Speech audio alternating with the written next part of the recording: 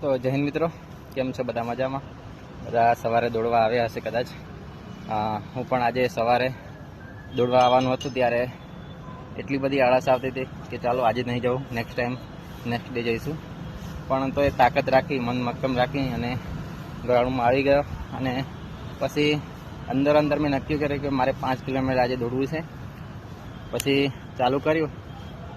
8-10 round થયા ત્યારે બહુ જ થાક લાગ્યો. પછી લાગ્યું કે ચલો બેસી જઈએ, હવે આટલું નહીં દોડાય, 5 કિલોમીટર પૂરું ના થાય મારાથી આજે, નેક્સ્ટ ટાઈમ કરશું 5 કિલોમીટર. પણ તો એ મન મક્કમ રાખી અને રાઉન્ડ ચાલુ રાખ્યા અને છેલ્લા 2 રાઉન્ડ વધ્યા. 2 રાઉન્ડ વધ્યા એટલે ત્યારે એટલા પગ દુખવા માંડ્યા, થાક લાગવા માંડ્યો, શ્વાસ ચડવા માંડ્યો. પણ ત્યારે એવું વિચાર્યું કે ચાલો એક મમ્મી પપ્પા નામનો અને એક આપણે સફળતાનો નામનો 2 રાઉન્ડ આપણે પૂરા કરી દઈએ, જેથી 5 કિલોમીટર પૂરું થઈ જાય.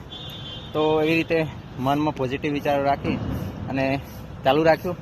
ફાઇનલી મારું 5 કિલોમીટર પૂરું થઈ ગયું અને સમય ઓછો આવે એવું વિચારીને હું નહીં દોડ્યો. ફક્ત 5 કિલોમીટર મારે પૂરો કરવાનો ટાર્ગેટ હતો અને 5 કિલોમીટર મારે પૂરું થઈ ગયું. અને સમય મેં ચાલુ રાખ્યો હતો, 26.38 સેકન્ડ થઈ ગઈ. પણ અમે ટાઈમના આધારે દોડવાનું વિચાર્યું નહોતું, એમને એમ દોડ્યો હતો ખાલી 5 કિલોમીટર પૂરું કરવા માટે.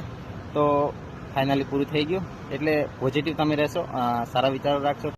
અને જે ગ્રાઉન્ડમાં દોડ્યો એ ગ્રાઉન્ડ તમને બતાવું. તો આ ગ્રાઉન્ડ છે અને આ ગ્રાઉન્ડ છે બ્લોકવાળું ગ્રાઉન્ડ છે, બરાબર. એટલે અને ગ્રાઉન્ડમાં જે જગ્યા પણ ઓછી છે દોડવા માટેની, પટ્ટી છે એક ખાલી, એટલે એની અંદર થોડો સમય વધારે થઈ જાય એવું છે.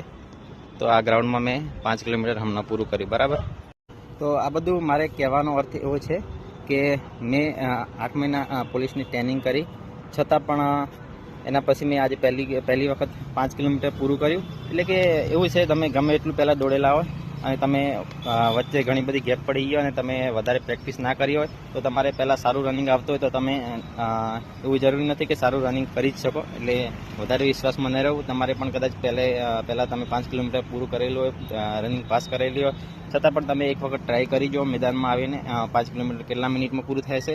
તો એના આધારે પછી તમને ખબર પડશે મારે કેટલું દોડવાનું છે, હવે કેટલી પ્રેક્ટિસ જરૂરી છે, તો એ પછી ખબર પડશે. એટલે તમે રનિંગ માટે સવારે કમસે કમ થોડું ઘણું પણ દોડવાનું રાખજો, જેથી કરીને ફાઇનલના દિવસે તમને પસ્તાવાનો વારો ના આવે અને તમે પાસ થાઓ અને સારું પરિણામ મેળવો. તો તમે પણ એક માનસિકતા પોઝિટિવ રાખીને દોડશો તો 100% તમારું રનિંગ પૂરું થઈ જશે. એટલે પોઝિટિવ માનસિકતા બહુ જરૂરી છે રનિંગ કરતી વખતે. તમે નેગેટિવ વિચાર કરશો તો થાકી જાય અને બેસવાનું તમને મન થઈ જશે. તો એવું નહીં કરવું જોઈએ, નેગેટિવ વિચારો દૂર કરવા જોઈએ, બરાબર.